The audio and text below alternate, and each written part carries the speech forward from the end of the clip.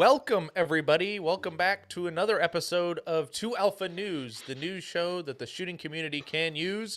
I'm your wonderful host, Manny, along with my co host, Khory. Good evening, everybody. We're that way. Yeah. So, good evening, everybody. Thanks for joining us. We've got looks like 5 viewers out in the Rumble land and a viewer in YouTube. So, welcome. Yep. So if you guys are out there, just drop it down in the comments, say hi, and this is going to be a great one. We are joined with Mr. Area 3 director himself, Mr. Scott Arnburg. How you doing, Scott? Great. How are you guys? I'm doing fantastic. If anyone doesn't know, I got the fortunate chance of shooting a level 2 match with Scott. He decided to come all the way from Iowa to Michigan in April. It was great. The weather was good. The rain missed us and went to the next day. That was nice. It was nice not shooting in the rain. We did deadhead back to Iowa that night, and that was a pretty sporty drive around the bottom of the lake and through Chicagoland with all that storm. Yeah, definitely could have been worse. It was really good to meet you and Andrew in person. If anyone doesn't know, you'll probably see a lot more of Andrew and Scott in the coming years. You know, you're always working the Area 3 matches now and running them, so it's always a good sign. So far, yeah. Yeah, you had a good. It looked like you had a good turnout from Area 3 this year, but I can't wait to see what comes up next. But to the listeners out there, I want to thank you. I'm a little rambly tonight, but thank you for joining us at 2 Alpha News. We greatly appreciate you. If you guys want, you can follow us on social media at 2 Alpha News on Facebook or Instagram. We don't do X or Threads, I don't think yet, because we just haven't set it up. But if you want to, Probably not do those because Alex, we can barely manage the couple social medias that we have. I mean, I've got too many that I keep track of as it is. But anyway, so if you want to watch us like you are right now, YouTube or Rumble, search Manny Talk Shooting and you'll find us. And I greatly appreciate you guys checking us out. So thank you. And we forgot our awesome title sponsor, right, Khory? You want to talk about that? Yeah, we've got Outdoor Dynamics. John is amazing. He is giving 5% off if you use the code Manny. Of course, they've got their 115 missiles, 125 Andersons, 147 Librarians, 40 Smith & Wesson, 9mm PCC, and 9 Major for your shooting pleasure. I should update this because it's soon to be also 38 Super Comp. But yes, please go check out John at Outdoor Dynamics. Tell him we sent you, and we would appreciate that. But so tonight is kind of like a normal night, but not like a normal night. We've got a guest, I would say high-profile guest. Would you agree, Khory?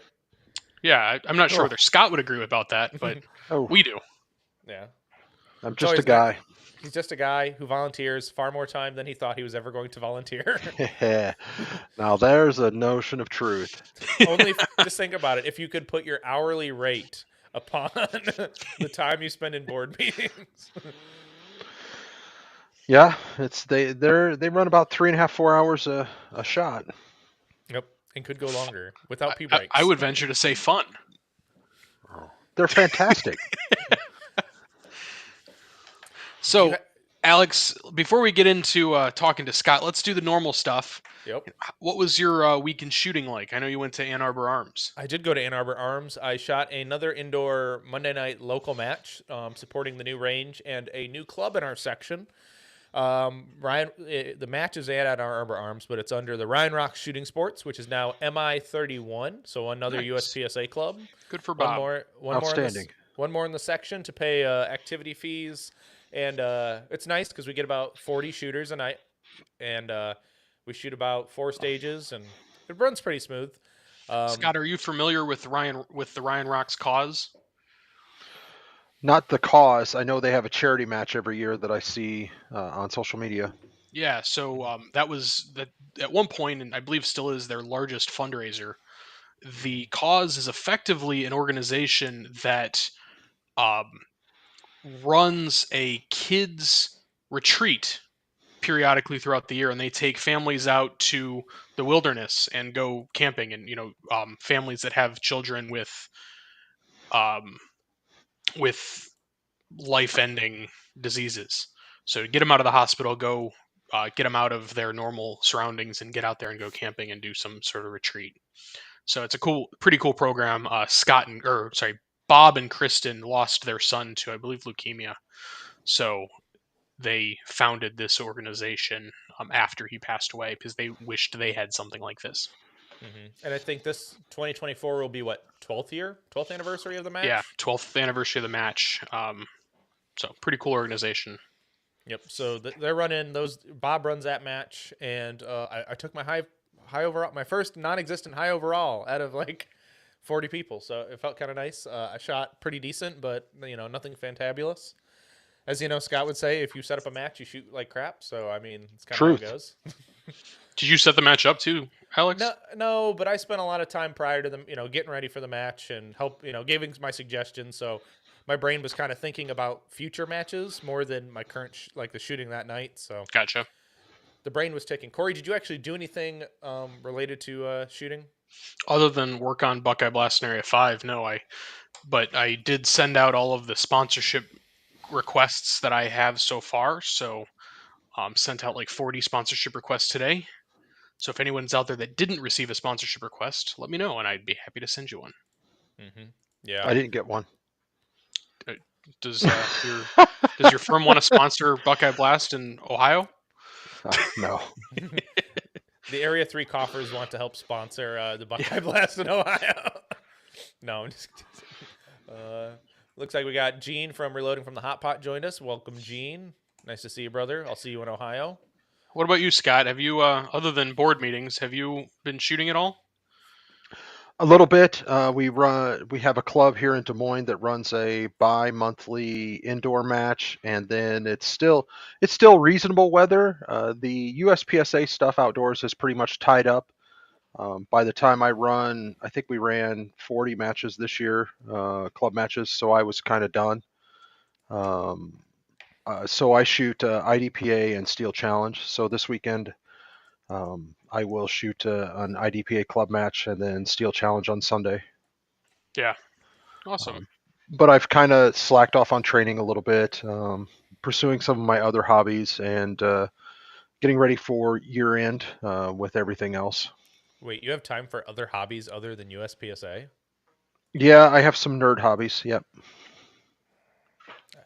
It's pretty good. I like nerd hobbies. I have my own nerd hobbies. I don't know. What is it? Producing videos?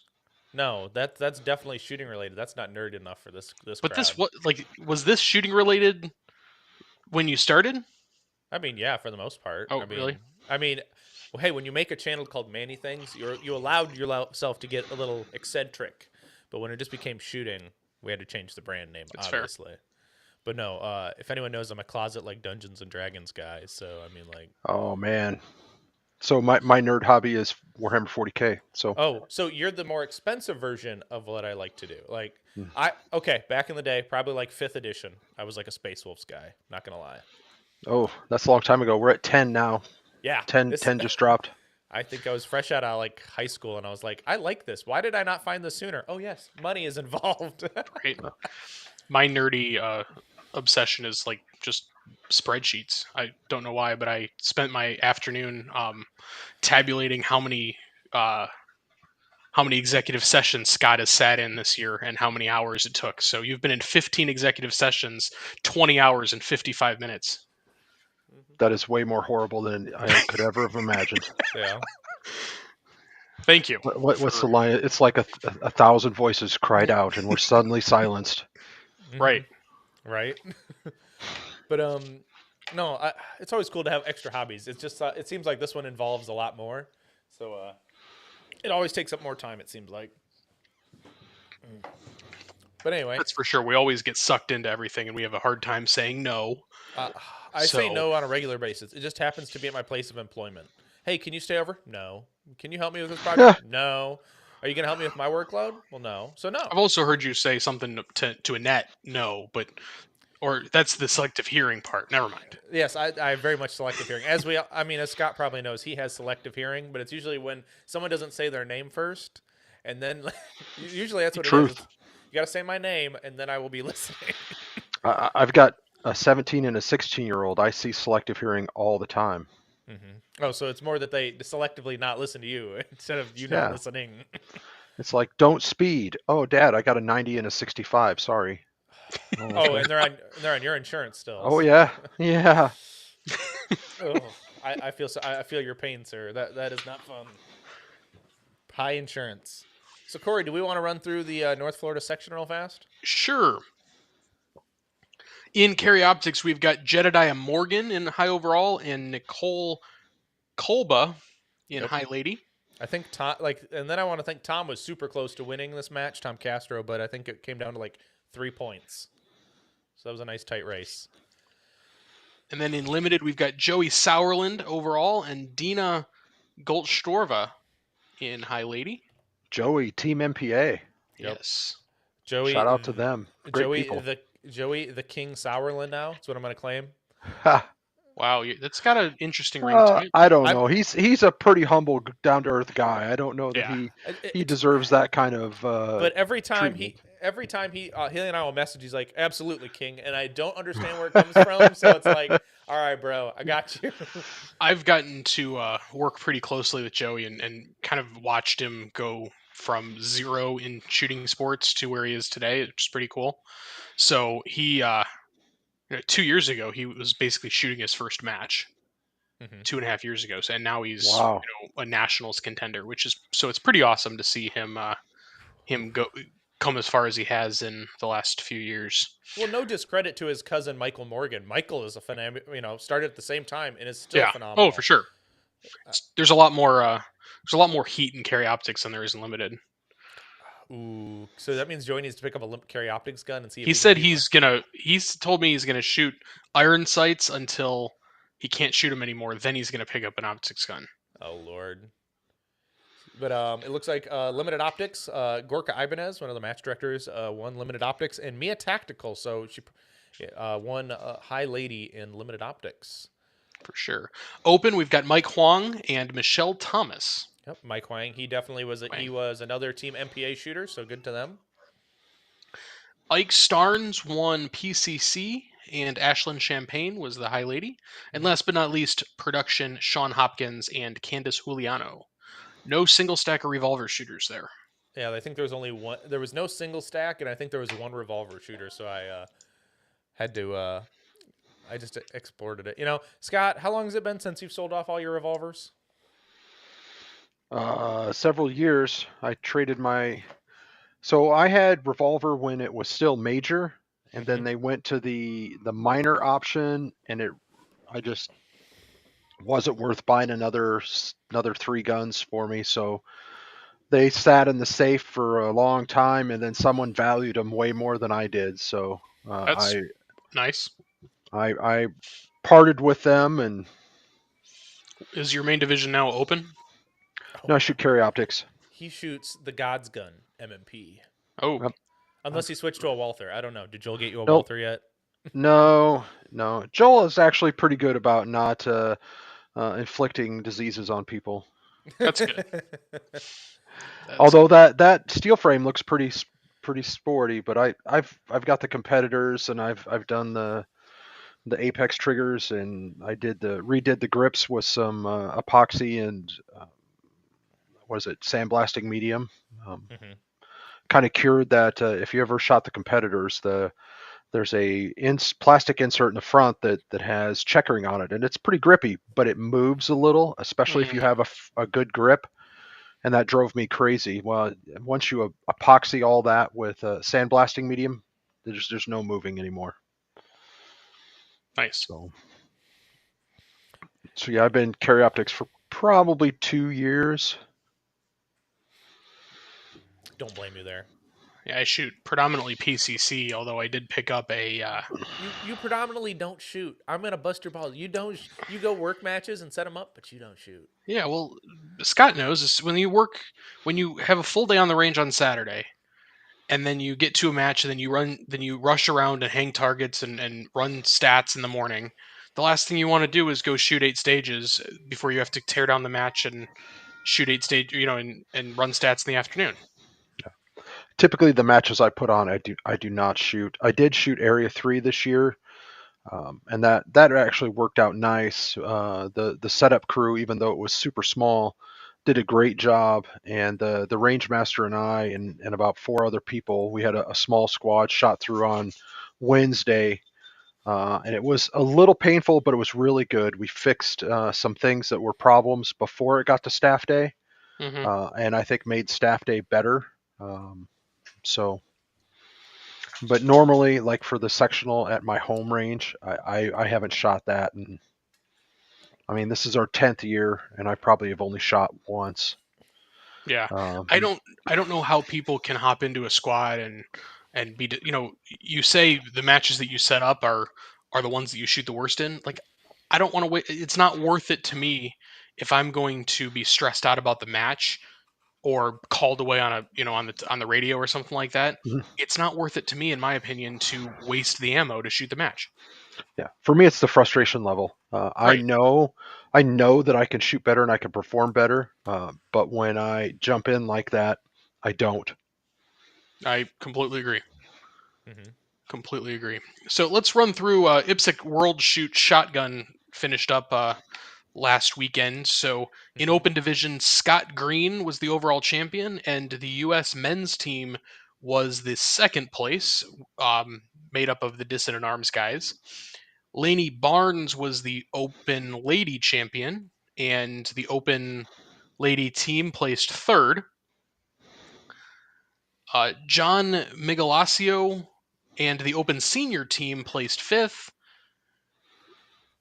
One of the I guess an American won the open junior category and fifth place overall, and then standard was won by Brian Nelson in fifth, and the standard team was in fourth with Lena Miklik lady in um 13th overall, winning the standard title, and then her team won first.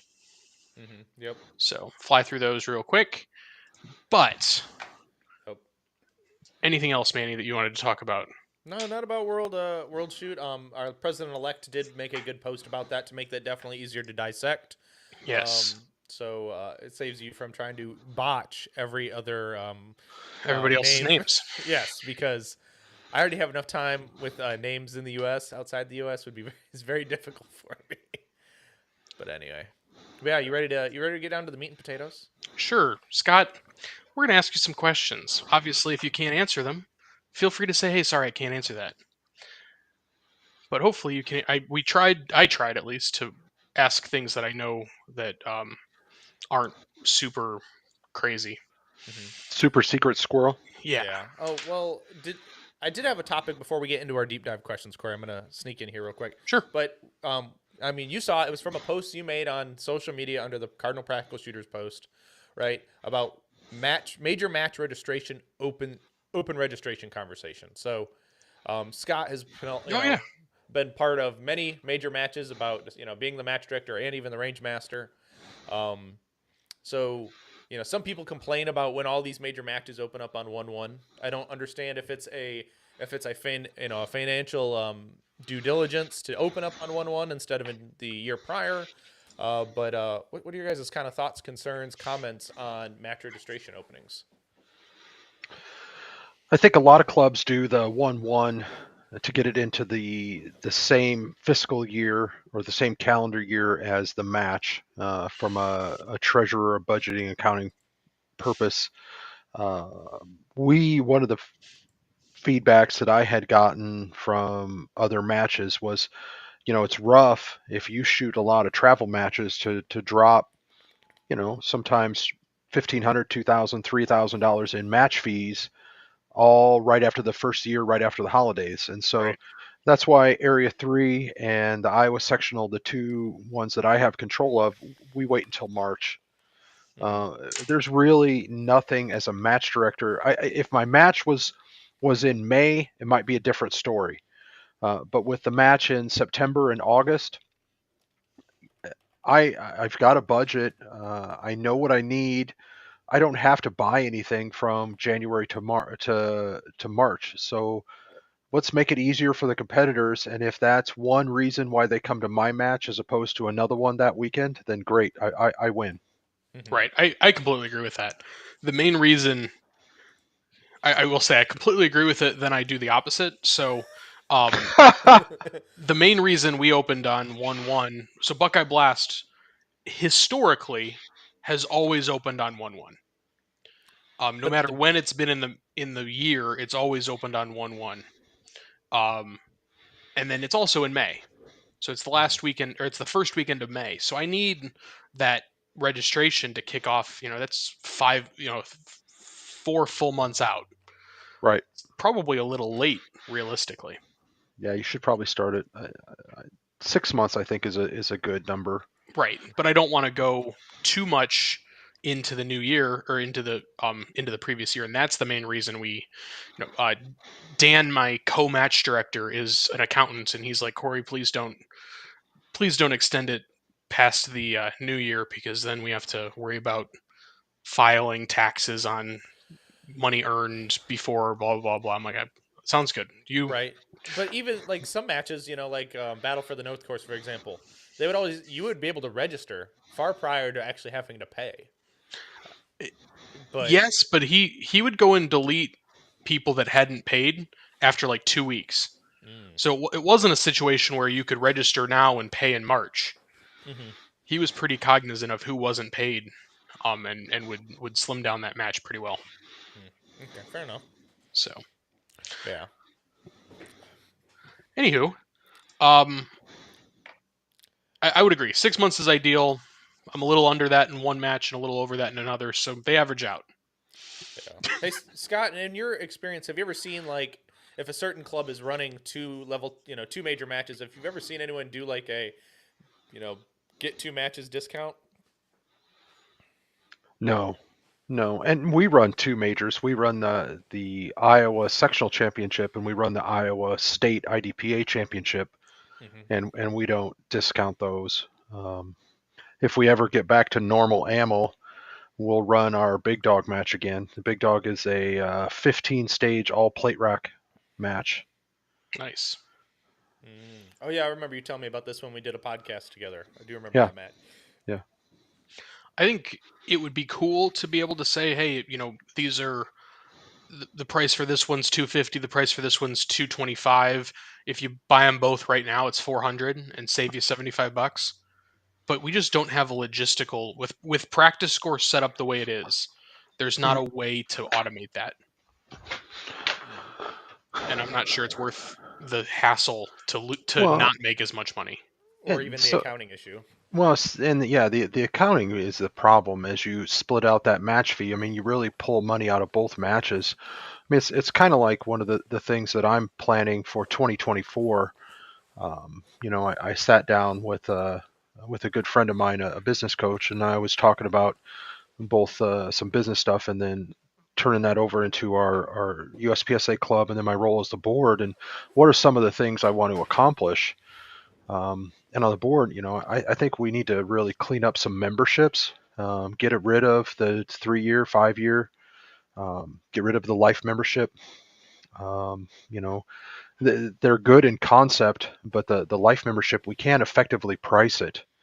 Even at 1,000, we barely break even on it, and the 500s are unfortunately money losers. And man, in that little grace period, we sold a lot, Yeah. In my a defense, lot. I was a life member far before that. Yeah. Well, let's just say we sold probably 50, 60, 70 times what we normally do in a month. Yep.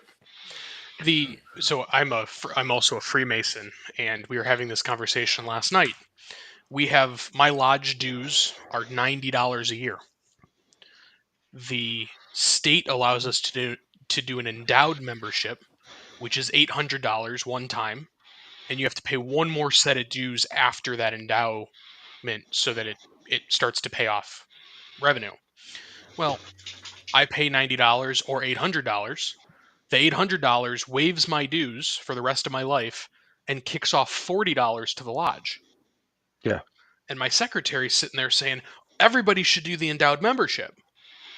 Well, that's great in 30 years when three quarters of these guys aren't here anymore or aren't actively coming to lodge. But that's terrible right now because we're replacing a $90 check with a $40 check. Correct. So I mean, it's the same thing with USPSA realistically. Hmm. And I'm guessing there's no that money is not at least is and I don't this is not a prepared question. Is that money invested where it's kicking off revenue every year for the rest for forever? Or It's is that supposed to money be. It's okay. supposed to be. Yes. There has been some um, lack of follow through on that, and I'm working on that. That's I was working harder on it when I was chair of the finance committee because that's really the within the purview of that role. But since I'm no longer on that committee, I guess we'll have to wait until Yi Min takes office who he puts in that role, and then there's going to be a big cleanup effort as I go through multiple years of memberships and figure out what is owed to the so if you read in the bylaws, the chair of the finance committee oversees transfers between the operating the operating accounts, and I can't remember the other term, Okay. but the investment accounts, for lack of a better term. The bylaws uses a Yeah. different word, and that has not been done for many years. And so I think if we start doing that much more diligently, that's what's required to make the life memberships even approach breaking even, much less any sort of profitability. But as I look back at 2024, I joined the board in March. Unfortunately, I said this in my members meeting. I owe the membership an apology. I can't point at anything I've done um, at a motion level or something like that to decrease the spending. Personally, I have not and don't plan on ever submitting receipts for reimbursement. I took this role not as a way to give back to the sport I love that I've given 20 years to. Um, and right now, I can, in good conscience, submit a receipt knowing that it's just going to increase the deficit. Yeah, I mean, as members, we definitely appreciate that. And unfortunately, it's not a $25,000 deficit that you and the other board members can fix just by not Yeah, taking your but reimbursements. cleaning up. Well, it's more than that. Yeah, it's more than that. Oh, Anyway, it's a lot more than that. so but cleaning up the 3 and the 5 and the life membership, just from an accounting standpoint, you've got a cost. It's a little harder to measure, right? I mean, it's how much labor did you not spend, and that's very hard to quantify. Yep. Um, but and then make the benefactor something significant. Mimic IPSC. Why do we have to recreate the wheel just because we're USPSA? Mimic IPSC on the benefactor. So that's one of the things for next year. I don't think, um, barring a massive uptick in membership and activity fees, I don't think we'll get to the even mark as far as revenue equal expenses, but we can get closer. And so those I'm always looking for ways to maintain our service to our members, put on an awesome nationals, and try to work towards a balanced budget. Yeah. Um, That actually touches on a question that I had. What benefits does the organization provide to the members in your mind? so USPSA has a handful of products. Number one is the rule set.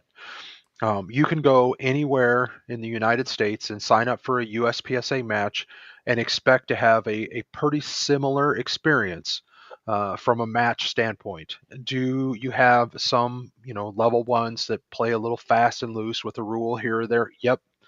And that's just the job of the local people to hold that match director accountable and say, hey, if we're going to do it, let's do it right. Anything worth doing is worth doing well. So number one is the rule set. Number two is the classification system. If it's the best way that I have found to compare yourself to the absolute pinnacle of the sport. That's one of the things I love about USPSA. If I were a swimmer, the chances of me sharing a pool with Michael Phelps are absolutely zero.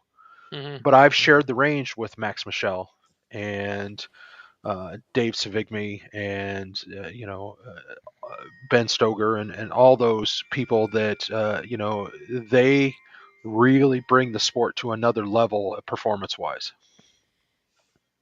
No, Mhm. I mean, I completely agree, and I think it's awesome that we have that consistency. The challenge that I've seen is that, and I hear it all the time in my local clubs, people saying, "Oh, well, I don't need to be a member of USPSA to utilize the rule set," which is That's true. true. That's true. And Mhm. I also don't think that requiring someone to be a USPSA member will increase that revenue, because most of those people will say, okay, then I'm just not going to shoot USPSA. I'll go Yeah, shoot some outlaw match. that's a very fine line, and not one that I, as an area director, I would support, because I put myself in the match director's shoes and I say, okay, so someone on high dictates to me, you must require everyone to be a member to shoot your match. How I view that is you're taking money out of my pocket. You're taking Mhm. money out of Yep. my pocket because I'm having to turn these people away.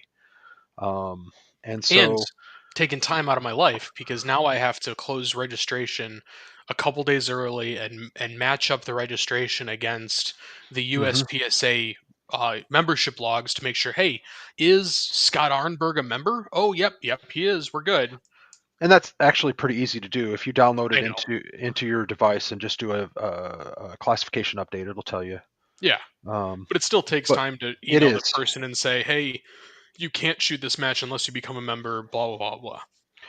And the best way I found to do that, so my home club, Ankeny Ike Practical Shooters, at one point we were top 10 in USPSA clubs in several categories. The way we incentivize membership, and I can look back and I could say, hey, I would say I could confidently say we're at about 85% penetration rate as far as USPSA members. I think it's higher, but I'm confident in saying 85%. The people that aren't are brand new people, and we just have kind of we have that mentality where we run a lot of classifiers. I think we ran 19 or 20 classifiers this year. Hmm. And when you explain what the classifiers are and you say, hey, this is how you measure how you get better, that pushes membership. Yep. And then we run a level 2 match that we encourage attendance to right here in Des Moines. And then we do about every year recently, we've partnered with another club in town that has an indoor range to run a range officer class in January. If you've been to Iowa, the weather is not friendly in January. Mhm. Uh, but to do an RO class indoors, you get a weekend that you're typically, it's not burning one of the handful of good weekends you get to travel around and shoot an outdoor match. Yep. You get to take the RO class, and I really stress that, hey, you don't necessarily have to be an RO, but think of it, any game that you play, knowing the rules better is going to make you a better player. And Exactly. that really resonates with a lot of people. I know the class we've got coming up here in a couple weeks. Uh, I think it's going to fill at 20 people, and that's fantastic. Does my club make any money on that? Absolutely not. Mhm. But what I do get out of it is I get 20 more ROs in the area, um, and Yep. that just makes your matches better, And a few because of it, those it people, brings up the knowledge level for everybody, whether or not they pick up the timer. right? I was going to say, and a few of those people may work your section match. Hmm. Maybe they're local. They don't have to, and you don't have to put them up, or you don't have Okay. to. And I don't. Yep. I know you guys, at least for Area 3 last year, you guys gave everybody a per diem, and Yep. that was enough for And we're hotels going and to everything. increase that this year. I'm working on finalizing the budget and the staff project. I said it would be last weekend. It'll go out this weekend. But one of the big changes is staff. We're going to be up to 15 stages this year, and staff is going to shoot it over 2 days. Okay. So no more trying to power through 15 stages at once. That was one of the feedback I got from my staff is, hey, 15 stages in a day is a lot. And I agree. I worked, I think it was 2022 production or 2012 production nationals, one of the first ones that the staff could work under Phil Strader. And we did 22 or 23 stages in a day. When we got on the range, it was dark, and we left the range, it was dark. Yeah. And I was probably a lot bigger guy back then. I was glad we did all the big field courses in the morning. By afternoon, Short courses and stand and shoot was about all I had left in the tank. Mm-hmm. Yeah, I thought 12 stages at handgun nationals this last year on one of the days was long, and it was the 12 stages or 10 stages in the big dirt bays that we have. Hmm. I think after the sixth stage and after lunch, I looked at Dan and Walt and a couple other people, and I said, "Hey, I'm done." And then I'd shoot at the next stage, and I'm like, "Okay, I'm done, really." And every stage, I'm like, I can't do, like, right after I shoot it, I'm like, I'm done. I'm not shooting well, and I'm not having fun. And then they'd say, "Oh, no, no, no, Khory, you need to shoot your next stage." And so I Yeah, finished, but that was I can't imagine doing 22 of them. yeah, it was rough. So It was tell rough. us tell us a little bit more about Area 3. What's your plan? I know you said 11 stops, 15 stages, all IPSC targets. Yep, Anything else crazy fun you're planning on doing? sure. Joel is my sponsorship coordinator, but he's also working on a kind of a side match. So Area 3 has 12 shooting bays, so we're only using 11. So there will be a practice bay, but there will also be a contest bay. And you will have a pause each day, well, one day as you go through it. It's at the sixth stop, however your schedule works out.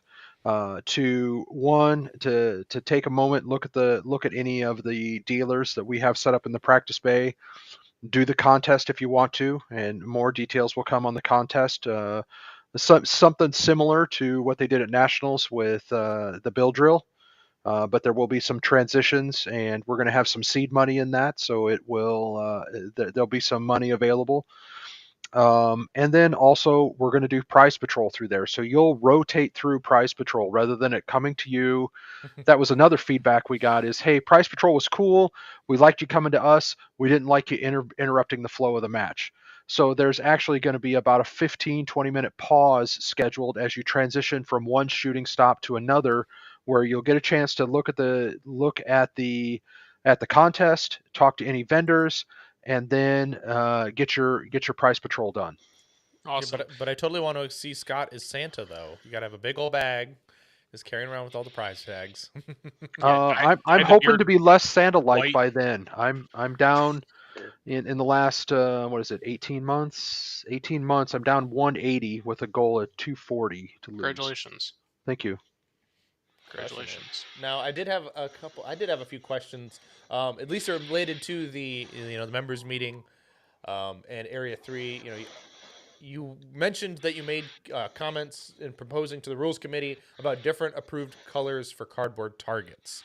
Yes. What colors would you like to see? I don't. What I would like to see is right now. Currently, the rules say the scoring cardboard targets must be brown or cardboard in color. I'd like to see that rule be from must be recommended, so that Mm-hmm. I could go with a light blue or something like that. So my vision is I want to broaden the sport and make it more appealable to mainstream sponsors. Mm-hmm. I would love to see uh, um, a Miller Lite or somebody like that, Coke, Pepsi, whatever, um, as a sponsor, because they, no longer are we shooting people in the face. Right. Mm-hmm. And Um, realistically, and that they have is money. actually feedback that was communicated to me from Frank and Yimin as they met with Shooting USA. With Shooting USA is the Olympic sponsorship body. Do I think USPSA will end up or IPSC end up as an Olympic sport? Probably not anytime soon. But it's steps like this that need to happen, and this is something that has already happened in IPSC. One of the things that I'm doing at my home club is as I order new poppers, I'm cycling out of the traditional popper and going to IPSC poppers. Mm-hmm. Because another feedback I got is that our poppers look like little kids. Mm-hmm. And so IPSC popper doesn't have the little tip at the top, so it's still a legal target. It's still a popper. It's still calibration, but it's going to take these little steps. Um, Mm-hmm. so Oh, um, as you know, we only shoot small poppers up here in Michigan. Yeah. because we like hard shots. Well, And this year, realistically, we only shoot them in Ohio too, because I don't like carrying the big ones. I mean, you finally figured that out, Corey. I mean, yeah. I didn't finally figure it out. I told Dan not to order all the big ones, and yet we still have 20 big ones. So, yeah, this year is Andrew and I's 10th Iowa sectional together. So we're going to go back through the previous 10 years and bring back some of the more popular stages. And there might be a few mini poppers at 43 yards again. Those were always crowd pleasers. Yeah, but you got to mix it with an Osceola table. So you can Uh, let the Joel Park turn, let the Joel yep. Parks burn it, and then he's got to shoot the 43-yard mini. The OC table will be back in full form, and it's going to be Instagram worthy. There you go. Awesome. So what would you do for no shoot targets then? If we're gonna try, if you try to go for light blue, what would your ideal be for like a no shoot? Probably a yellow. Okay, you gonna Or keep them the same with your or poppers though, well, because you yeah, typically your because poppers have been yellow in the past. right. Yep. Well, we would have to. All that would be determined. The poppers are yellow because right now, under the current rule set, I like the consistency of saying, hey, if it's a penalty target, steel or paper, it's white. Mm-hmm. If it's a shoot target, it's brown. Black, hardcover is non-scoring. It's just to get away from those colors that a portion of our population likes to Mm-hmm. throw in everybody's face, and we have to have that cross cultural appeal. I completely agree. I think it makes sense. And putting it's kind of funny using a um, white steel no shoot target Hmm. and white shoot steels. We had a situation at one of the Area Fives a couple years ago where someone center punched, double tapped the white no shoot steel, and we're like, that's two no shoots. And then she's like, what do you mean? It's white and it's steel. And we're like, yeah, it's still a USPSA shaped target. It's a no shoot. Yeah. She's Oh like, yeah, oh you talking about what stage 4 in 2022? yeah, something like that. I forget what stage it was, but yeah. It's had that silly Turner. So Yeah. Yeah. You have to remember that scoring steel targets have very specific shapes. Mm-hmm. exactly. You can't just throw an 18 by 24 out there and paint it white. That's not how this works. Yep. I do have in my inventory at home in the home club several full size USPSA steel targets. Yep. I think we've got three USPSAs and two IPSCs. Yeah, they are zero fun to move. Oh, I 100% zero fun to move. But Mm-hmm. we did at nationals, one of the nationals at Cardinal this last year. We or they put a IPSC target on a mover and put it right behind a steel no shoot. Oh, So as soon as it's started moving this way, it was actually upside down when you were actually to go shoot it.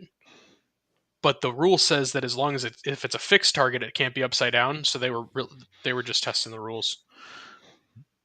that's true. A fixed target cannot be more than, what is it, 45 degrees? Yeah, but a Which moving is, target, but it just says a fixed target can't be more than 45 degrees. that's correct. So what I told Dan was I was going to do a bobber with an upside down IPSC target on it. Oh, that's evil. You do like that's even worse than putting like a mini popper at 40 yards. Alex, you know me. I know you. And most I'm of the not. people on the live know me. They know that I'm the one that puts two poppers right back to back like this far away from each other and shoot the and make them look like they're all one. Oh, that's fine, Uh, long as they fall different ways. So that's the more Obviously. interesting part because. yeah. Well, when you don't shoot the match, you could just make it as nasty as you want. Mhm. Exactly. Why do you think I don't shoot Yeah. the match? But then Yeah. Corey, you get the designation of Richard. I know. I know. But so Scott, you mentioned you're gonna have a function fire, demo bay. I Yep. have a kind of question. I'll put your match director hat on a little bit, I guess, on this one. Well, your range master hat. Would you consider a significant advantage if you didn't have one for people who drove into the match instead of somebody who flew? Um. Well, I honestly I've never encountered. So like, do I consider? No, I don't consider that a significant advantage. Mm-hmm. Your choice of travel, what you do before stepping onto the range, I have no control over. So how can that be an advantage? That being said, we go out of our ways at any of the matches that I'm a range master at or a match director. We may not have a designated bay, but we figure it out. If you have to go to chrono and burn 6 into the berm to make sure your gun's going to run, or 12 or 15 or whatever, we'll do that. We'll make that accommodation. I've done that before. I view my role as a range officer, and I use that term generically from range officer to CRO to RM. It's my job to make sure the competitor completes the stage within the rule set, um, and that's it. I'm not there I'm not the guy to have the notches on the belt and say, "Oof, got another one." That's terrible. For Mm-hmm. me, I don't like doing that, but I will, because if if you don't enforce the rules evenly and appropriately, then you have lessened the sport. I like to think of the guys on the golf carts, and typically I'm one of them. I'm running around as stats at a lot of the majors that I work. Um, as we're also kind of a shooter concierge, Correct. within reason, as long as it Yep. doesn't detract from our job at the range.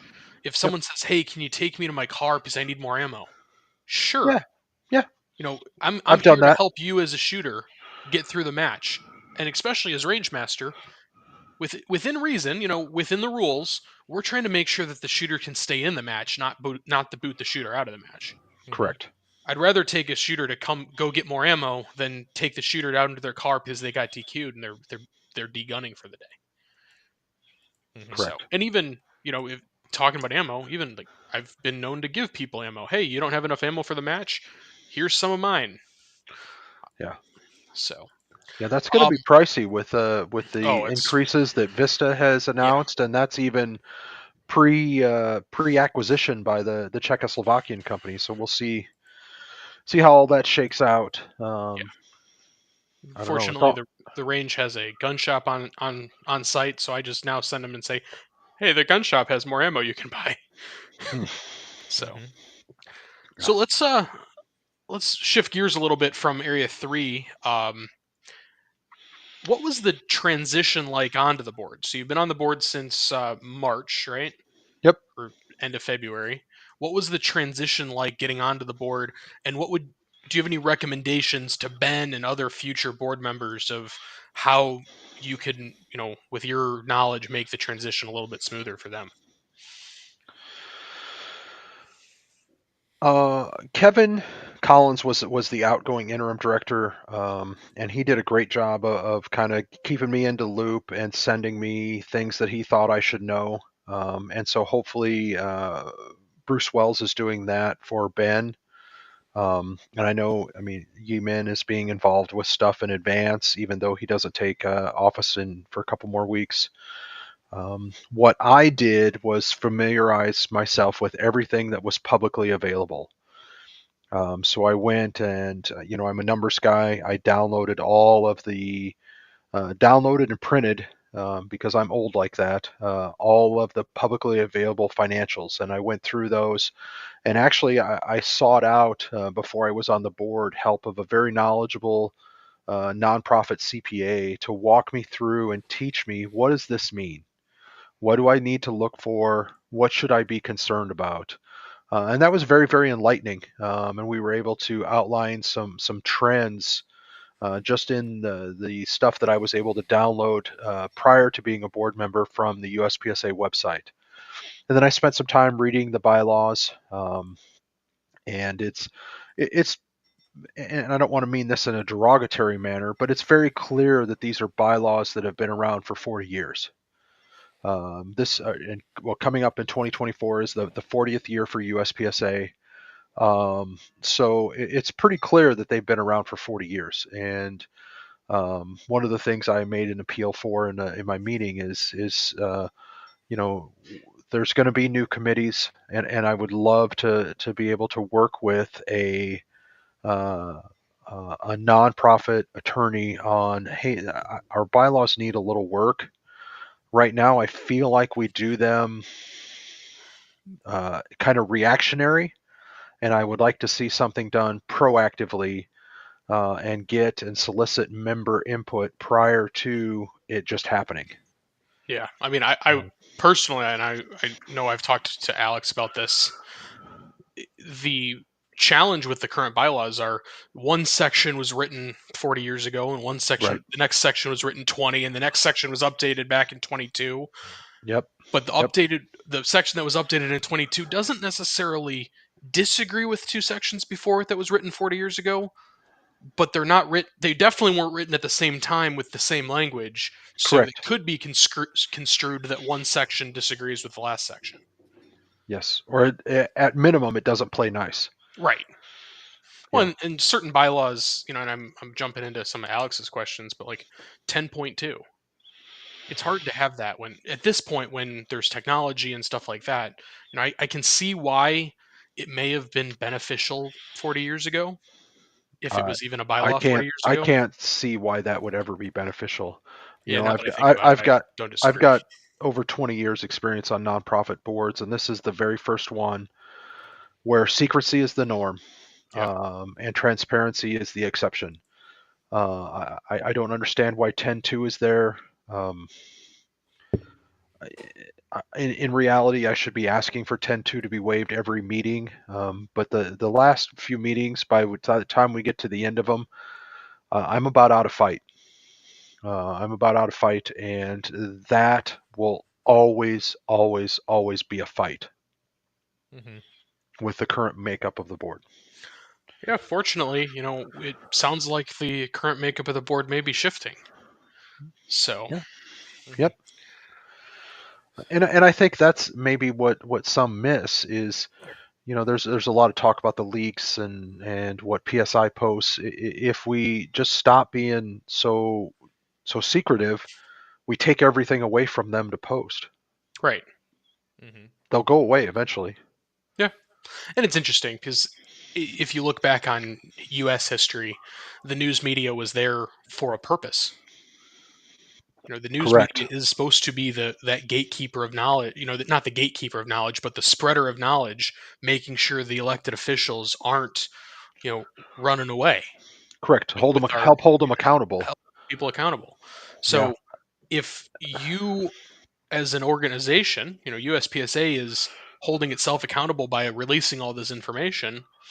PSI can be there, but he's just sharing the news that you've already shared Correct. versus what's currently happening. Obviously, the news is being somehow leaked to somebody else, and then he's sharing that news and making a big spectacle of it. Alex, But what questions yeah, do you have? I do. So like you said, you in during your members meeting, you would like to change 10.2. But I guess I want to segue that a little bit. Is when you vote, if you would vote to waive 10.2, is that at the very end of the meeting when it's time to adjourn, or do you do that? Could you do that at the beginning of the meeting? Typically, in the past, it's been done at the end of the meeting. Hmm. Um, I don't know why it's not at the front. There's a lot of gamesmanship with the uh, agenda. Hmm. So maybe that's why it's at the end. I'm not sure. Right, and I honestly don't know because I'm not a expert of Robert's Rules of Order either. So it's Yeah. especially as a layman's person, I don't know. I don't know a Yeah. lot of these things. Typically, when we go through a board meeting, we have the agenda on the website. We start at the top and go to the bottom. Hmm. And so, could the president's message is one of the first ones. Could he, which I think if you look at this month's agenda, there is something on there about 10.2 to allow live streaming of the meetings. I think it'd be fantastic to live stream the meetings. But at the same time, I think it's a double-edged sword, right? You have to have board members empowered and feel like they can vote their mind and vote their conscience. Um, Live streaming the meetings can affect that. I wouldn't do anything different. but I'm one of 9. Right. Well, you're on a live stream right now. You act no different than this on the range, right? You're a good, Mm, upstanding, USPSA member and a good voice for the people. So, mm. as you and if Thank you. anyone acted like that, should have nothing to hide because you're just acting in the interest of the membership. That's what I try to do every day. There are plenty of obviously, as you've mentioned, there are plenty of organizations that either A, live stream their meetings, or B, are always public meetings. I mean, if you look at school boards and township trustee councils and all these other organizations, it's not like USPSA would be the only one live streaming the meetings. Yeah, and there's definitely an appetite for it. The Area 3 members meeting I did, and keep in mind this is 3 hours long. Between the YouTube channel and the RSS feed, has almost 3,000 engagements. Yeah. I've watched it So, twice now. if we think about that, I talked to people that have been to nationals this year, and I think it's pretty generous to say that there was 40 people in the room for the members meeting. So we had 5 nationals. That's what, 200 people. If Well, and from my understanding, 10 times that. 40 people in the room, the last two of them, and it was even smaller for Carry Optics. Mhm. Well, Yeah, if you think So about it, are those unique 40 people, right? probably not. Because they're a lot probably of them. A lot of them, I'm told, are staff members who come for the pizza. Which hey, great, I great mean, they staff. bought. Staff needs every perk they can get. They deserve every bit of it. Mhm. So I was at the last one. Did you bring your popcorn, Corey? I did bring the popcorn. Um, I don't think any staff member was there because we knew that there was going to be pizza. I think I truly, I mean, and maybe at least the people that I was there with weren't there for the pizza. Good, Mainly good. because we had plans to go to sushi afterwards, and we didn't want to spoil our sushi appetite. Heck yeah. Um, Sushi is good. but I, I think part of it too is we're the ones taking the time out of our schedules. I've worked. This is my third year working nationals. I enjoy going down for nationals. We're taking the time out of our schedules. We're some of the most invested people in this organization. Yeah. I know Alex spends the majority of his vacation time going to matches. He enjoys it. He's now gotten his wife into matches. So it's hard to when I've heard other board members say, "Oh, you don't have a voice because you're just a staff member. You're just trying to get free pizza." It's like, no, we're the Oh. ones that have. No We one. don't have any more voice, but To say any member doesn't have a voice lessens the organization. I completely agree. Thank you. Mm-hmm. So I've got shifting gears a little bit. I was reading through minutes earlier, and I noticed that there's an efficiency and accountability committee that you're on. Have you guys met? Nope. Okay. No, that's one of the conversations I had with Yi Min about committees. In my mind, if the committee has not met and not presented some sort of minutes to the board in 2 quarters, they should be disbanded and move on. Mm-hmm. Because if you're not meeting, then then it's just a committee in name only. Um, and so, who's the chair of that? Was that was that It is Bruce. It was Bruce one. okay? So that'll be a committee that has to be redone. Um, But I think you here. were on it, and maybe Frank. So Mhm.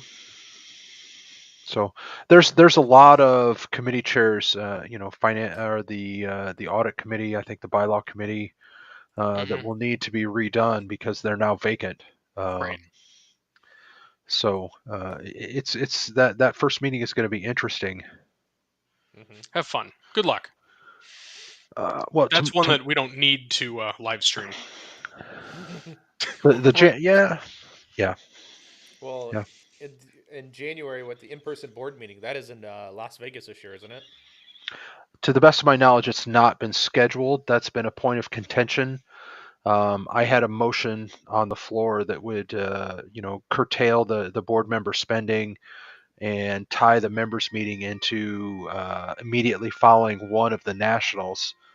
But I had to withdraw it because it would have been out of order, because it would have restricted the president's travel, and the president's is required to attend all nationals. So um, I'm I'm I'm hopeful that I can have it reworked by Monday, but it's been a very busy week in my office, and so I have not had time to work on that.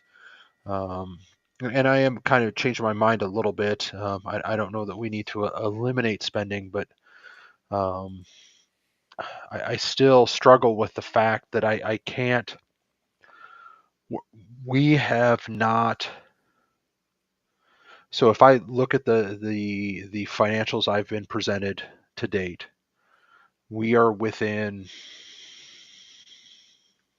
2% of the amount of spending we did last year into this year, and we know what that came out like. Right. The only difference this year is our investment portfolio is going to have a positive return, so that will, the way the nonprofit accounting is done, that will serve to mask some of the spending that we're doing above and beyond our revenue. And to give credit, membership is up double digits percentage wise.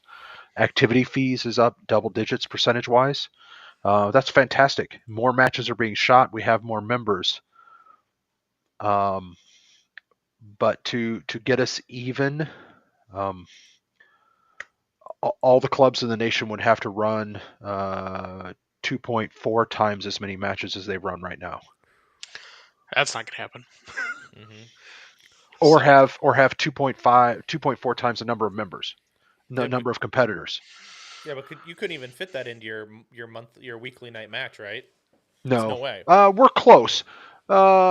We so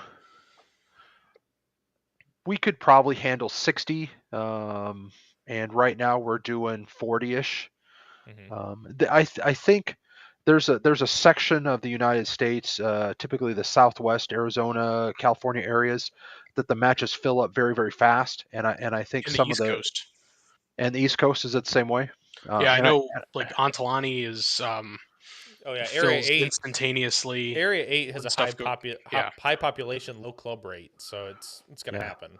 yeah yeah that's there's a few of those that fill up very very fast, and I think we lose sight of the fact that if I travel around Area 3 and talk to match directors, and I've been to Minnesota, I've been to South Dakota, I've been to Nebraska, I've been to Iowa, I've been to Missouri. I think the only state I didn't make this year in my area was North Dakota. Um, and talking to match directors and people that shoot those, the matches are not full in Area 3. There is room for growth. And it's, I believe, a function of population density as much as anything else. makes sense. USPSA, or shooting in general, I from the competitive standpoint, is a game of numbers. You know, half of America, or a little over, was it like 60% of America is a gun owner? Okay, so now if let's call it half. So half of America is a gun owner. Of that half, I speculate less than 1% is willing to be a competitive shooter. Right, And so when you have that sub 1% number, you just multiply it times your population, and that's what you get as a realistic base that could potentially shoot competitively. right. And Um, it's kind of similar to if we think about golf. Obviously, there's a way larger number of people who are golfers, correct.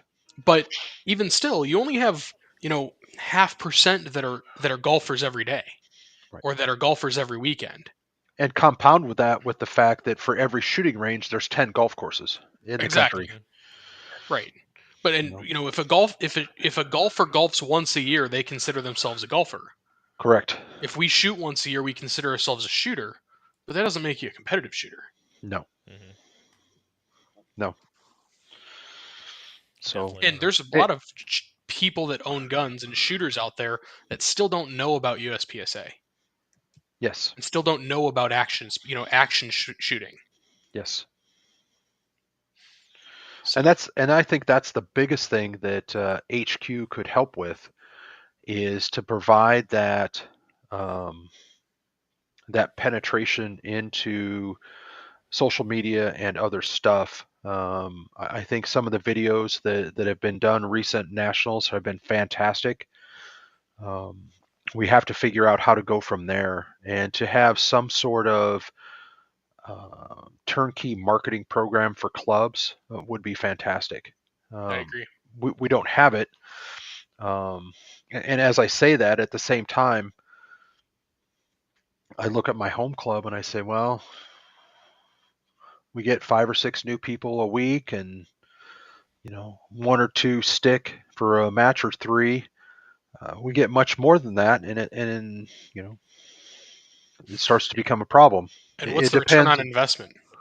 If you can right? get one new person a year out of that, but it takes you 5 times the amount of work because now you're making, now you're running a whole squad of brand new people every week. Right. Is that realistic? Right. Well, one of the things I've done to help with that is we've created a buddy system, and I would say about 30% of my match at any given time are range officers, certified USPSA range officers, and about half of them are willing to serve as a buddy. So if you show up at a new match, my stats guy Andrew you'll get sent over to him. You'll get greeted. He'll give you the new shooter briefing and walk through the basic safety rules, range commands, and things like that. And then you'll get assigned a buddy. And that buddy is that person that you're going to follow around all night. It's who you can ask questions to. It's that one person who they have said, yes, no matter what question it is, I'll answer it for you. And you just follow me around tonight, and I'll make sure you get to where you need to go when you need to be there. And that has been very, very successful. And then the follow up to that is my role as range master to make sure that as we're running our club matches, I'm continually coaching my range officer staff and saying, "Hey, let's do this. How about we try it this way? No, come on, that's not the range command, right? Let's use the right range command." And then the other thing I do is I follow up with all disqualifications and have a conversation with them and say, "Hey, do you know what happened? Okay. If you don't, let's talk about it." Yep. And then I flat out tell them, "I want you to come back. It's very important for me that you come back, that this doesn't turn you off the sport forever." Hmm. Um, and That's then why one of the reasons I occasionally, almost go ahead. Sorry. yeah, and then occasionally I will, usually about once a year, I will go back through practice score, and I will look for those people that only came once or twice, and I'll just shoot them an email and say, "Hey, why did you stop coming? Was it an experience you had? Was it life changed? What was it?" And occasionally I'll get the, "Hey, so and so, so and so did this, and I'll never come back," and then I'll hopefully can kind of work through that. But then I have to decide, hey, does so and so need a chat? Mm, Hmm. You Exit know, interviews are definitely important on that side. yeah, for sure. yeah, One thing I always wish we had that multigun has is a stage DQ. There are a lot of DQs that some of the non-safety DQs that we have that we could handle in a better way. That, hey, you zeroed this stage, but that doesn't mean you can't shoot the next one. It's almost like that warning type thing. yeah. The match director in me understands and maybe kind of agrees. The range master in me just Yeah, cringes. Hmm. I get it. I mean, I see both sides as well, but it depends on the situation, and we Yeah. just don't have that flexibility in the rules. Khory, you should definitely write the rules committee about that. I'm probably not going to write the rules committee about that. It's okay. We need to get Paul Hernandez and our friend Jay Warden together in a room and Jeez, have them talk about it after enough bourbon. that'll happen, I'm sure. Oh, it will. So Scott, you mentioned about each nationals has a statement of activities, or for the layman's terms, a P&L, correct? Correct. So are those actually ever available to the membership to look at, like the audited financial numbers? No, I wish they were. I'm Yeah. still waiting on a statement of activities for the last 2 nationals. We don't have them yet. Hmm. But you as the board, well, and you obviously as the board can actually get to see those, and it's so at least you get to see the numbers Correct. if they're available. But okay, so would you ever push that those would be available as well for everyone to Absolutely. see? Absolutely. There's nothing to hide. Mm-hmm. We're a membership driven organization. I mean, let's be honest, guys. I mean, it's not hard to figure it out for yourself, right? You know how many slots are in the match. You can kind of estimate how many staff members there are. The staff package is published. Oh yeah, You're 2/3 of the way there. Mm-hmm. and that's and that's your biggest expense is the staff package. Yep. Absolutely. Realistically, the range isn't. The range is not a huge expense, Nope. surprisingly. In the Nope. long The scope of it, yeah, it's one of the cheaper things. Right, and you've got the Well, staff package, the range, and your stuff. it's just like the sport as a whole, right? If you're a serious competitor, the two cheapest things on your match budget or your competition budget for the year are your USPSA membership, and the next cheapest is your match fee. Yep. Mm-hmm. Because if you're a serious competitor, your ammo budget is number one, gun is number two, travel is number three. And sometimes your gun is probably below travel, depending on where you're going and how many Or what matches you're at. or what gun Yes, you shoot. Right. or I what mean, if gun you you're shoot. Yeah, not all of us have bougie open guns like Manny. Hey, right, I only have one MPA. If you want to send me one, I'd greatly appreciate it. No, just kidding. Oh, jeez, listen to that. Hey, I'll take where I can get it. I'm broke ass too. Why do you think I work 5 majors a year? exactly. Because well, I like hanging out with my friends who work matches and I enjoy it, but I can't afford $150 average, major match fee costs. And hotels and Yeah, everything and else. the hotels and taking the wife and making her happy and Alex, I've got a solution for your gun problem. If you Mhm. don't shoot the match, your gun can't break. Yeah, I can. It could be bored and broken at home. Shoot carry And what? optics. Yeah, shoot carry optics and they don't break. Yes, they do. I've seen plenty of guns fail that are carry optics guns. I mean, You could have you, sell your open Shoot gun. M and P. Yeah. I mean, it's funny You, You enough. you could could It's sell like sell your your open open gun and gun have and like have four three M and canics. Ps. I Oh, mean, ooh, no. So I do have a 1.0 Performance Center M&P downstairs from a buddy that I'm borrowing. That's got a really nice Apex. I want to say this thing has got to be almost a 1 pound trigger. It is that ridiculous. the Apex for the 2.0 competitors are fantastic too. Hmm. Like I AD'd that when I put it in the first time and I went to a practice session as I was doing wide transitions. There may have been a where I over prepped the trigger, as one of my local guys likes to say. I just over prepped the trigger a little. Hey, you were aiming at a target. It is not, and it was more than 10 feet away from your feet. You are It was fine. it was practice at a match that would have I probably would have DQ'd myself because it was I was doing probably a 45-degree transition and it was yeah Hmm. it was about it yeah. So I have a question for you guys. Yeah. Okay. What do you think? Do you think it's the best use of an area director's time to work a match, a major match, not their home area match, but say nationals? Is that the best use of an area director's time? Hmm. It's a good one because I've gone back and forth on that multiple times. Hmm. The challenge I have, so I'm going to say probably not. Okay. But the challenge I have is what's the alternative? Because When if sure, I can answer that. yeah, In sure. my mind, if and I tie this all back to finances. If you're an Hmm. area director and you're working the match, fantastic. Um, you should take the same staff package that everyone else does. Hmm. If you come to the match as an area director, in my mind, one, you don't shoot the match.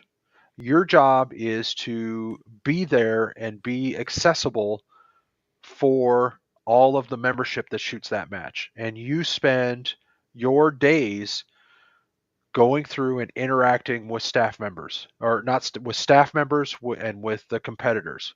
You know, if you pick up a roll of pacers and you walk down range with a competitor and chat with them as you pace targets, and you do that true networking and make yourself available, I think that is a much better use of an area director's time, and that's my opinion. Um, I think if and you, to follow through with that, if you're shooting the match, you're just like every other competitor. Pay your own way. I was going to say, if you put it in a hierarchy of, so right now there's four options. There's the don't show up at all. Correct? There's the I'm going to work the match as a staff member. I'm going to shoot the match as staff. Yep. There's the I'm going to work it as an area director and do what you just said, or I'm going to shoot it. Just shoot. And my way is going to be paid by shooting. I would say that that's probably the least helpful, up there with not showing up at all. Correct. Mhm. Correct. Because I if you're don't disagree. shooting, I think you're 100% that should be on you. This is not yeah, an opportunity for you to be able to travel to whatever nationals or all the nationals you want to go to on the org's dime and not do anything. yeah, right. Because if you're shooting, right, then I think you should be able to focus on shooting. And Mhm. if you're focusing on shooting, you don't have time to answer questions. You don't have Right. time to mingle. You're focused on is my gun ready to go? Am I ready to go? Am my mags ready to go? What's my stage plan? And did I shoot that well? What do I need to work on next? What's the next stage? You're all that stuff that we do as competitors. Right. And if Um, you're working, may have a little bit more time, but realistically, it's all the stuff you do as an RO or a CRO. yes, Mhm. and seeing to interact with a competitor if I'm serving as a range officer, I don't know about you guys. There is no small talk. There might be a little small talk in walkthrough. Right. There's a lot of small talk between my other stage people if we don't have a squad. But once the squad's there, we're reading the It's work witness time. stage briefing, and we're getting them through the match uh, appropriately, getting them through the stage appropriately. I don't have time to, nor do I want to endanger this person's match by trying to chit chat with them. Right. Because what happens if they think I said make ready, they pull that gun out, and now I've got to DQ them, Exactly. right? Oh, I completely agree. Mhm. That's one of my most awkward experiences as a range officer was the very first nationals I worked. I worked at Paso Park Single Stack Nationals. I was working with Frank, and we were in the dark house. And I said, first competitor, first squad, first day. I said, make ready. Pulled his gun out of his holster, racked the slide back, and a snap cap hit the floor. Oh no. And it was like, and I kind of paused, and I looked at Frank, and he kind of paused, and I'm like, okay, unload, show clear. And I felt for that guy because you know what? It's not my fault. He knew the rules, but he never fired around at single stack nationals. Hmm. First Yeah. stage, It's kind of like there was a guy last year at PCC production that shot in Alabama before 9 a.m. He went to the demo bay. People were standing there. He looked around. He's like, "Hey," and didn't say anything. Just pulled out his gun and fired around. And then people started screaming, "You can't do that! You can't do that!" And he was DQ'd for breaking range rules. were they? How's he supposed to know? Well, it's in the match book, Oh well, but yeah, but people were looking at him like, no one ever said before he pulled the gun out, "Hey, you can't do that. yeah. Mhm. Don't forget about the 9 a.m. start time." What'd they But get him on, a Oh, 10-6 that's for it? why. What was the rule that they disqualified him for? I don't know the rule specifically, but he was It's disqualified. yeah, So Hmm. yeah. Yeah. Well, that would be unsafe gun handling because it was defined in the match book. right. Okay. Fair enough. I mean, that's a better rule. That's less subjective than the 10-6. So Yeah. because now, Scott, have you ever had to deal with reversing or upholding 10-6s as your time as a range master? For true unsportsmanlike, not Mhm. just a gun change or something like that. Right. Yeah. Not I referring no, to I the have the thing. not. Okay. No, I have not. And that's yeah, that's okay. I t- That's a hard one, Mhm. and I have a little frustration. I have had range officers tell me that, boy, I almost 10-6'd them, or maybe I should have, and I kind of challenge them. I say, well, don't you think that if you were at that point where you almost, maybe you should have? Mhm. Um, I don't know. That's a very very hard one. Um, I have called it one time, and it ended up after talking with the range master, it was reversed, and rightly so. It's not my place to try to discern a competitor's intent. I can only judge and adjudicate their actions. Hmm. Um, but to a certain extent, a little bit, it's like the NFL. And I tell this to my ROs: you got to make a call. Don't call me to the bay and say I think this. Because my first question is always going to be, what did you call? Hmm. Because as a range master, all I can do is, it has to start with the RO making the call or the CRO making the call, and then I come in after that. If you Hmm. don't make a call, then I Nothing for really you have to. nothing for me to do. Right. Hmm. So make the call, be polite, be professional, and then if it's warranted, call me and let me handle it from there, and you just keep doing your thing. Yeah, it's a lot Hmm. easier to Monday morning quarterback yourself, even yourself, Yep. than it is to figure out what to do in the moment, especially with a 10-6. I'll take someone yelling at me and Yes. yelling at me and yelling at me, and even when hey, you know, the first time they yell at me, I'm calling the range master, and they keep yelling like, "Hey, I'm not the guy you need to talk to anymore. It's the range master." 5 minutes later, it's like, "Oh, I should have 10-6'd him. Yeah. Or I could have. And, Well, I didn't. So what am I?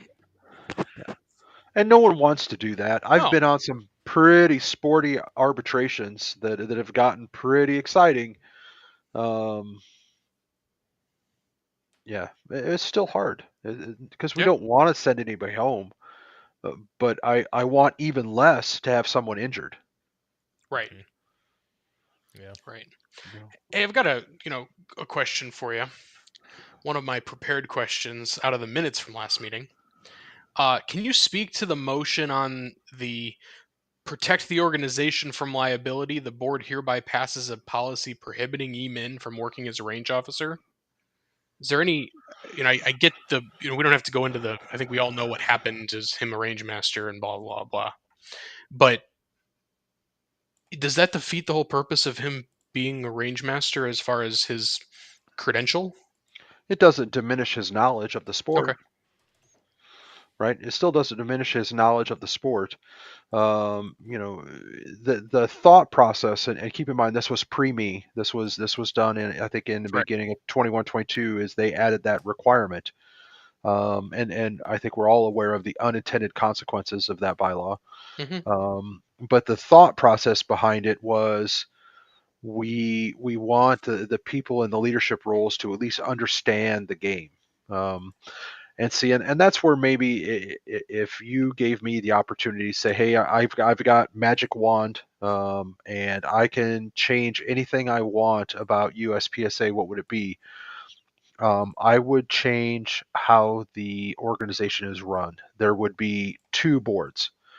There would be a board drawn from the membership and the competitors that would deal with rules and match operations and the sport, and then there would be a professional board that maybe is compensated, that is drawn purely from business people, Yep. and their whole goal is to run the business side of the organization and make sure that we're profitable and we are here forever. Right now, we're trying to do both, and it's very hard, I because Yeah. sometimes the goal of I want to make a great sport and I want to be a profitable business, they don't mesh. They don't mesh. Hmm. And if we don't have the financial side, it doesn't matter if we have the sports side. Hmm. No, that's an understatement.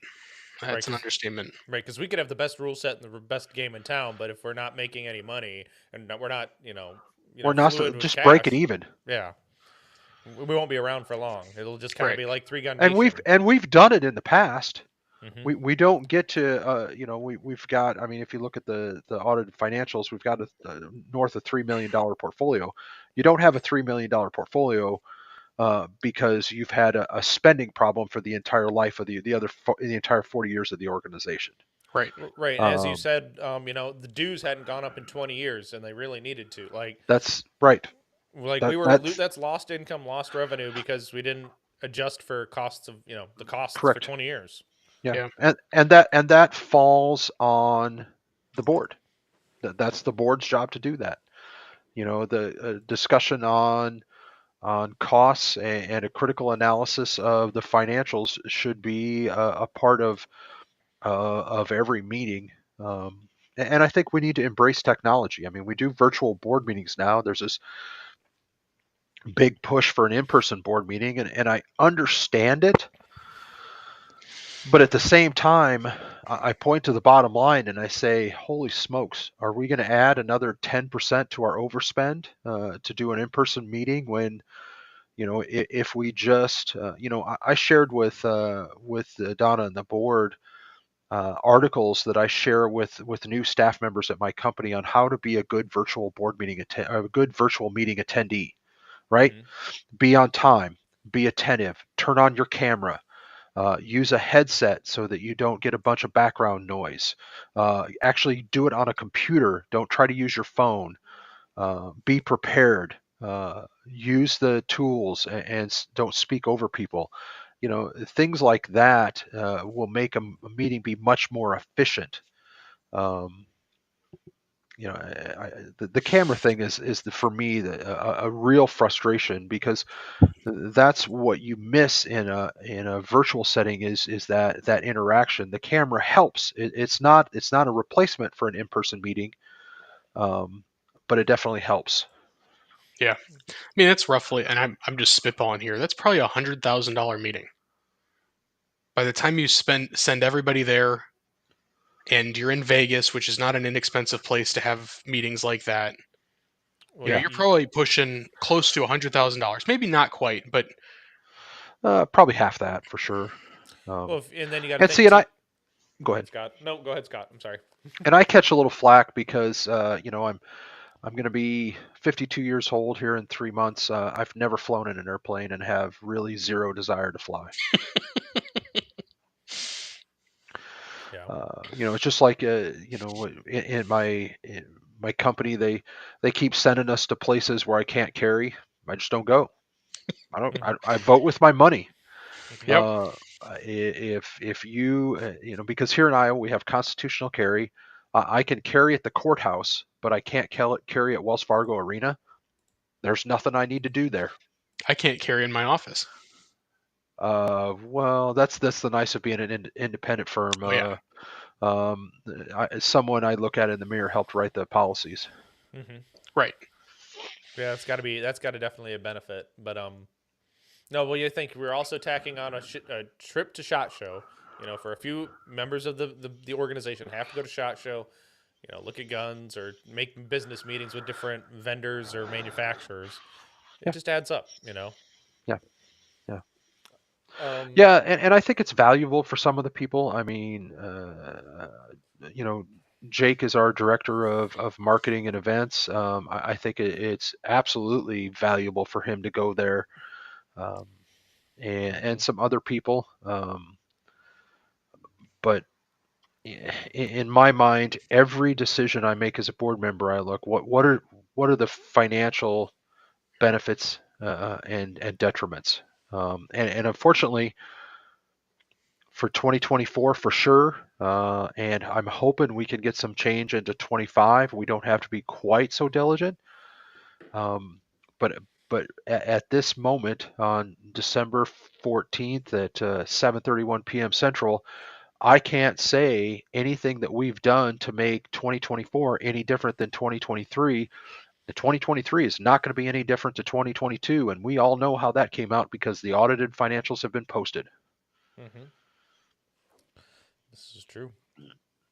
But as you kind of mentioned that, I will kind of ask, how many nationals do you think we need to actually host? As many as we can reasonably afford. Now if you're you personally, Scott, how many would you like? Not putting your area director hat on or anything. How many would you actually like to see and go to? Me, Hmm. I think nationals should be the culmination of the shooting season. It should be late in the year. It should be 20 to 30 stages, and it should be shot over 7 days. Well, I'm assuming with like a break day or two. Correct. And you pick a division and you shoot it. Mhm. So like World Shoot. Like World Shoot, exactly like World Shoot. It should be our World Shoot. If we look at all the nationals that happened in 2023, it's somewhere in the neighborhood of 1,200 ish, 1,000 ish. Just discrete individuals shoot that match, Mhm. right? So we get a lot of repetition. Um, and if we say it's 1,000 people that shoot it, and we have roughly, I don't know, give me a second, I'll tell you how many members we have right this second.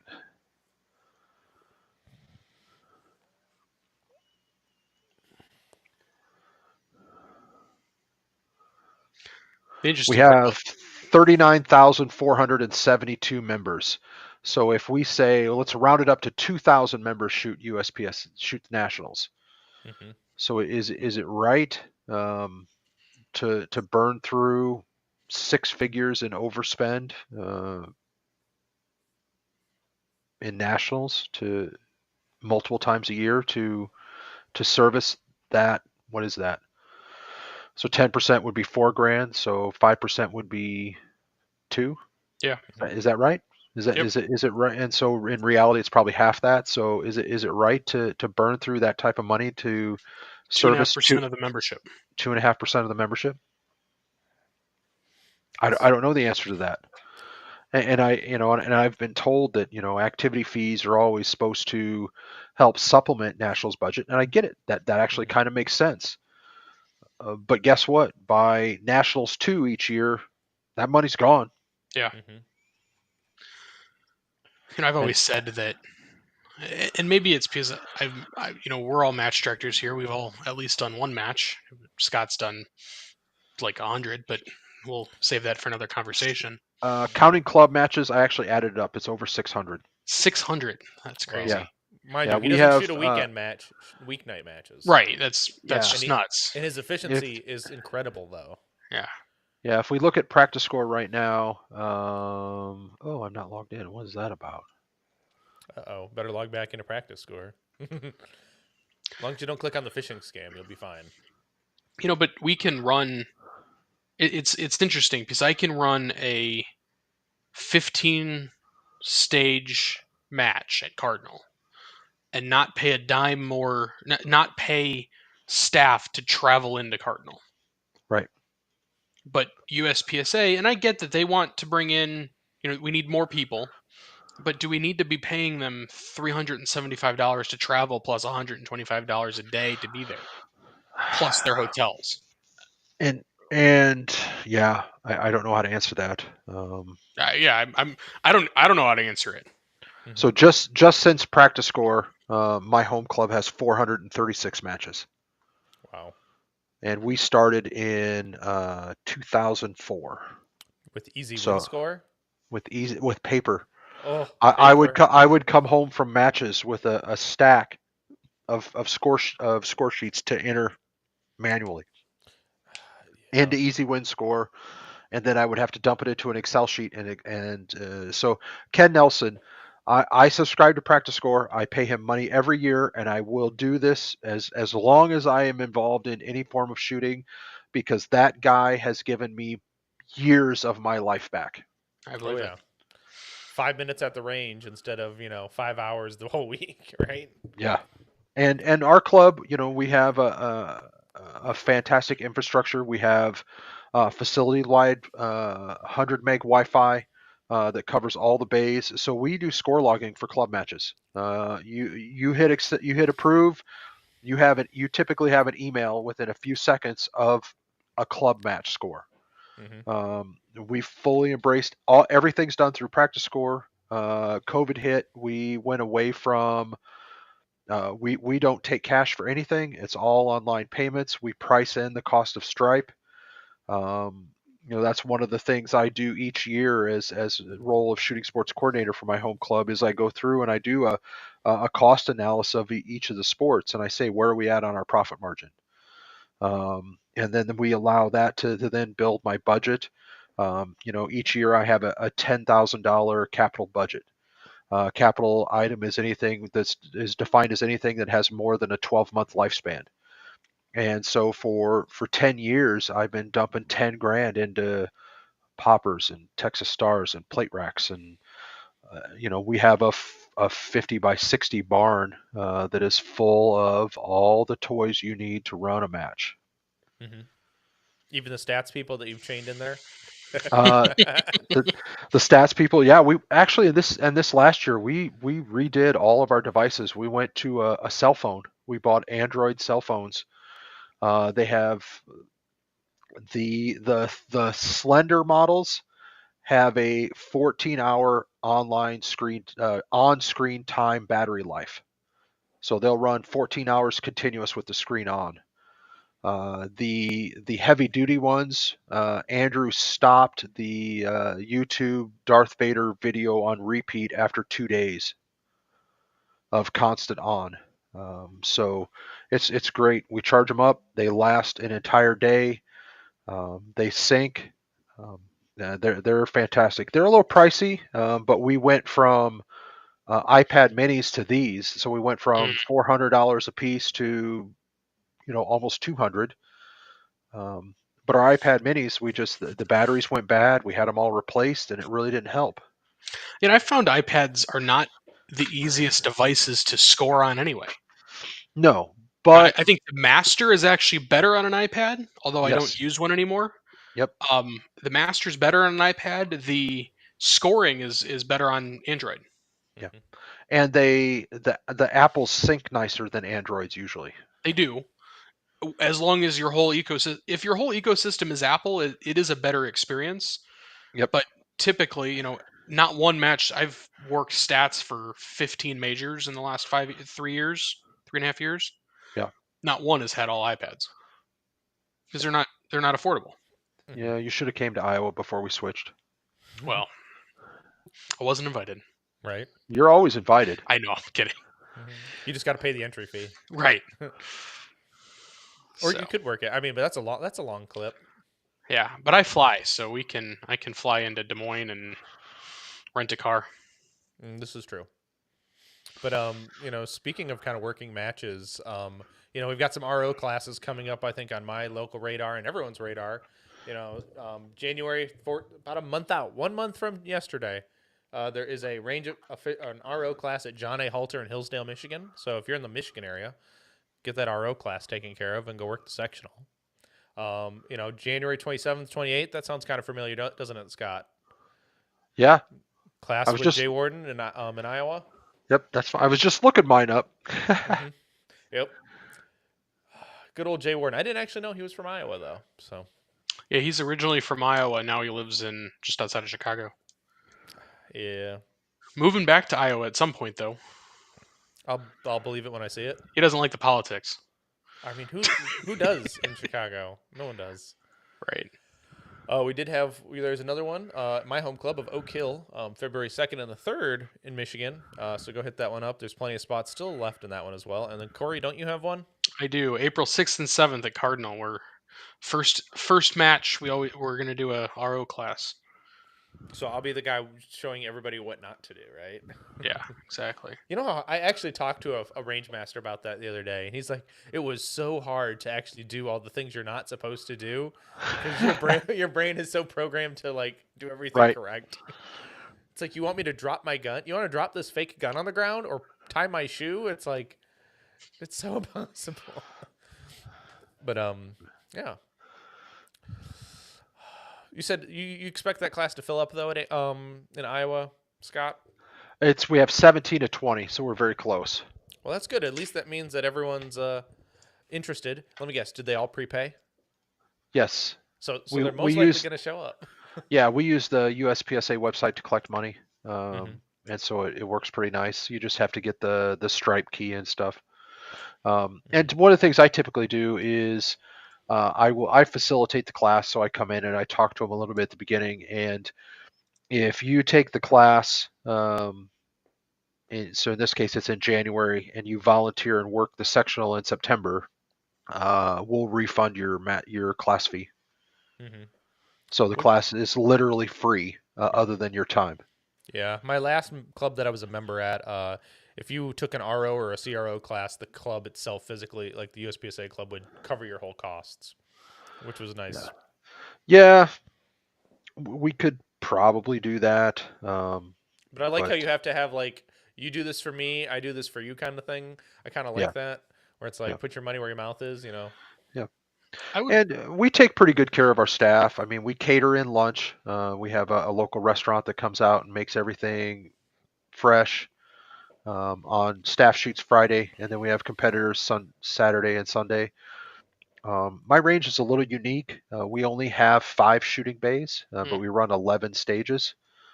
And we'll start at 8 and be done. Barring weather, we're typically done by 2:30 or 3, with a 45-minute lunch break. Hmm. So that's 11 stages plus chrono.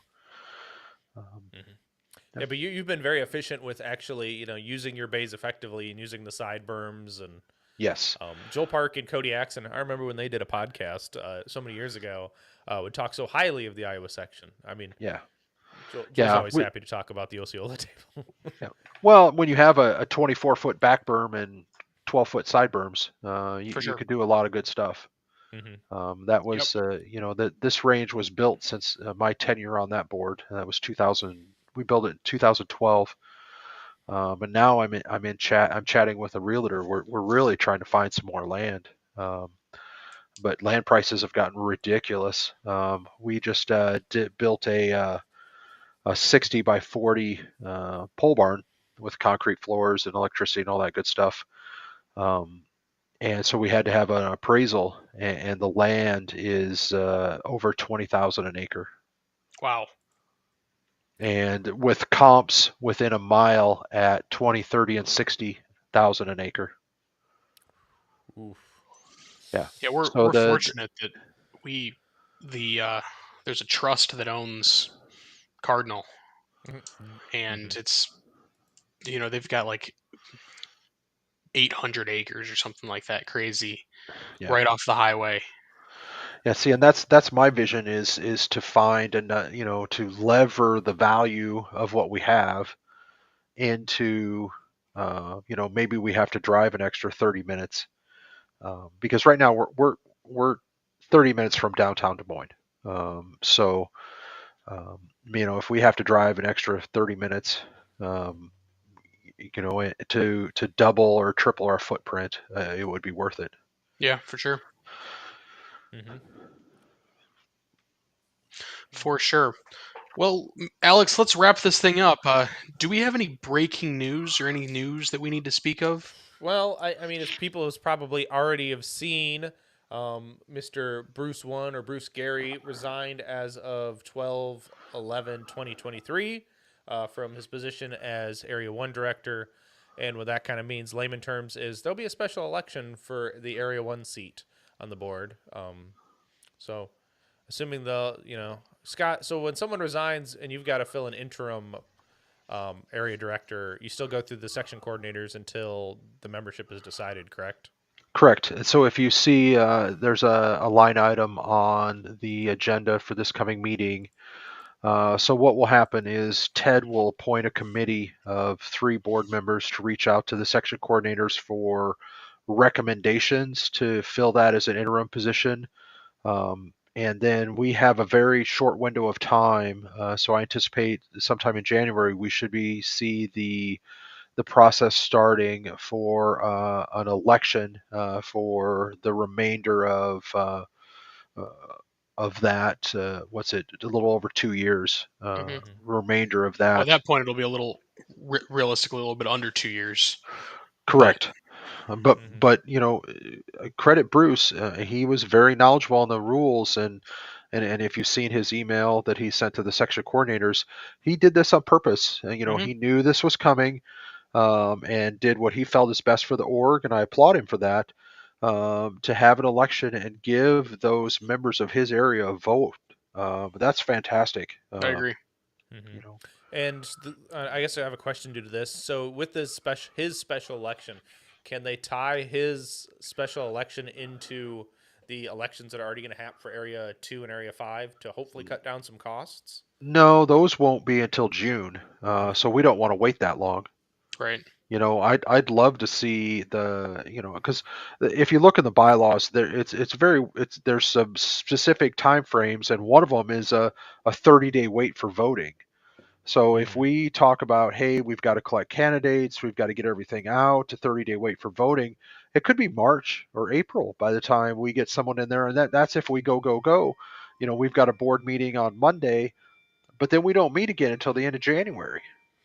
So things could happen in between, but anything that takes a board meeting, yes, ye men after the first year, or Ted, although Ted doesn't have a lot of time left because you have to have 10 days notice, and we're only 11 days from Christmas, and what is that, 18 days from the end of the year, something like that. Mhm. You guys got all your shopping done? You gonna keep the I guess, Corey, I don't know if you've got a wife at home to keep Nope. happy. Thank Nope. goodness. Oh, yeah. Mm, Yeah. yeah. So we all know Manny. He's got someone to keep happy at home. Yep. She's been enjoying my shooting hobby lately, so it Oh, only gets more expensive. yeah, right. It's only an extra 110 or 15% of the ammo budget. Right. Mhm. Exactly. Exactly.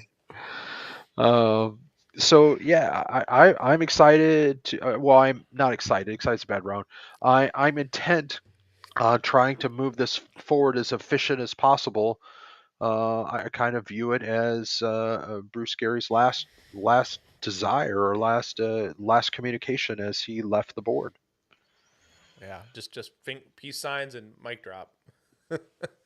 But as we know, as we've talked about for a couple weeks now, Area 5 and Area 2 are up for re-election in 2024, taking seat in 2025. Currently, as it sits, Area 5 has Chris St. Clair, Leif Kunkel, and Adam Maxwell running for the seat. And Area 2 looks like John Batista and John Bird that are up for, who are put their names in the hat for Area 2. Yeah, So, uh, yeah. I think the way it works is, unless the sitting area director specifically says they're not running, they are by default included on the ballot. So mhm. I don't know if any formal statement. I know we've all heard that some people may or may not be running, but I have not seen any formal notice to the board as to the status of the existing area directors and what their plans are. Mhm. I guess Yeah, Corey doesn't like us anymore. Glad he kind of bailed. I think he timed out or something or whatnot. I don't know. He's had spotty internet before Uh, in his basement, I guess. his But internet cafe ran out. yeah, he needs to clean the cache out and clean out the cookie jar. But I know personally. I talk to Mr. Rick Steele from time to time. Even back at 2025, 2022 Area 5. He's like, I'm done. This is my last term. I'm out. So as soon as the election opens, he'll be like, nope, I am not rerunning. But Oh, welcome back. Did you wake the squirrel up? Yeah, I've got some internet issues. when don't you have internet issues, Corey? I haven't had internet issues in months. Okay. hmm I mean, this is So true. This is very much true. So, Corey, what do you have going on next week? next week I am working on staffing. I'm trying to get staffing done for Buckeye Blast tomorrow, but we'll hmm see. We'll see how that goes. I've got a little few more than enough, which is great, but need to make sure that I'm set to go to send out invitations for When registration and all that good stuff. when's that? The first weekend in May is Buckeye Blast, I want to say what 2 through 4 something like that. sound sounds right, but I don't want to. Oh wait, we have a slide, but then the problem is we won't be able to see Second Scott. through the fifth. Okay, yeah, it was close. Yeah, and then Area 5 is 14th through the 18th of August. And that's at Cardinal too. Yep. So we've Yep. got those two matches at Cardinal plus Nationals, and then at least one Falling Steel World Series match. hmm Yeah. What about you, So Scott? What do you have coming up in the next few weeks other than board meetings? I guess I have to preface that always, right? Other than board meetings. So the next few weeks, well, I mean, it's winter time. So after the first year, I'll get serious on dry fire again. I've got ammo loaded for the first half of next year. Um, and I take a little bit of time off from training and everything, and do some other stuff. I'm a very avid board gamer and card gamer, and spend a lot of time with that. I've got holidays with the family. So far, I'm committed to the Iowa sectional. I'm range master for the Free States match in Kansas, and I will be at Area 3 as a co-match director role.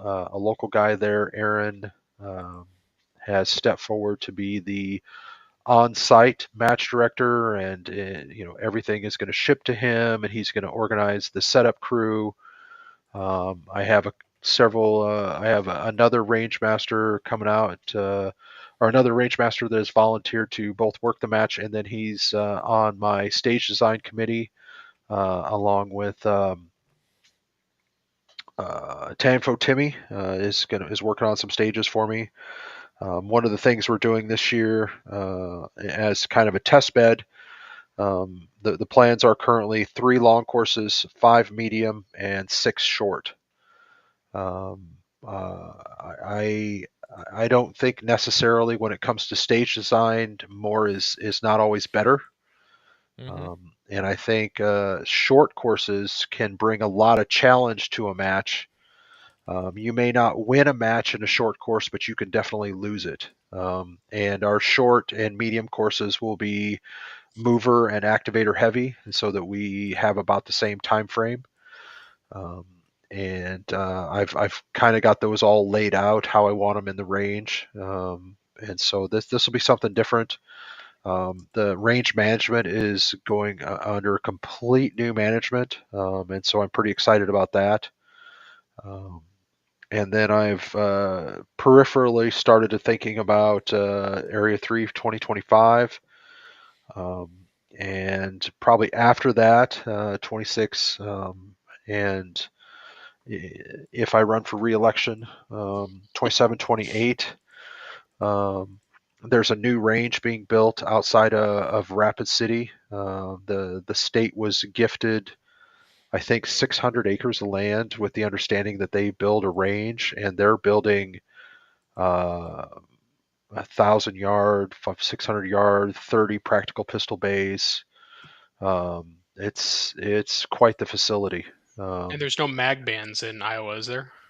Not in Iowa, not in South Dakota either, Okay. where this new range is built. Iowa, you're going to struggle to build a range that size in Iowa because we're so agriculture heavy. I mean, basically the pretty much a good chunk of the state is divided into mile sections, and if you have a road every mile, it's hard to get a lot of range. Right. My home range, we dug a hole that turned itself into a pond as we moved 33,000 cubic yards of dirt to build our berms.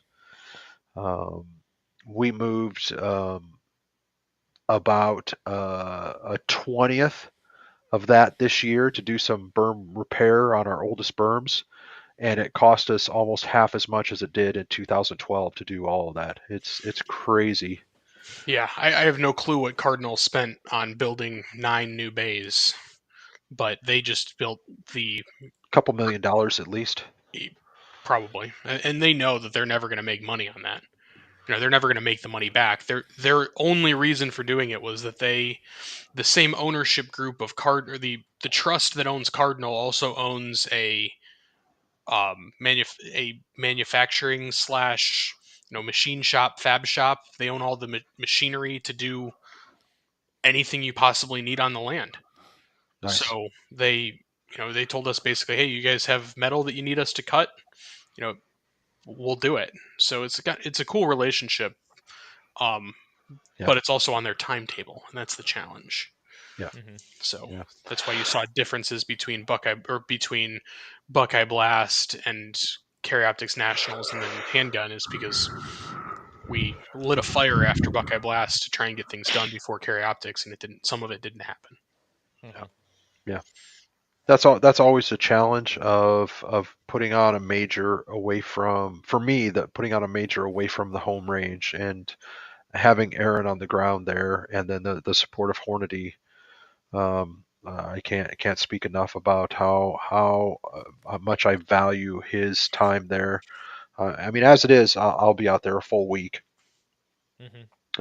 and it's nice. I have the flexibility in my career to if needed work remote, Yep. as long as I can go with the company hotspot and my laptop, and I can work from about anywhere. Yep.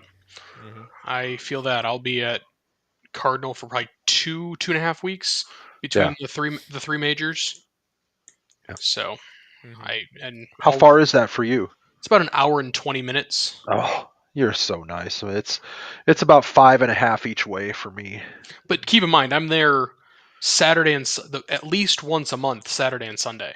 Yeah, So I mean, that's my home club. I wouldn't be running the matches that I'm running there if I wasn't close enough to at least drive back and sure. forth in a day if necessary. Yeah, Hmm. So, but I've also got Dan is my co-match director, and he's awesome. So it's easy that we work very well together.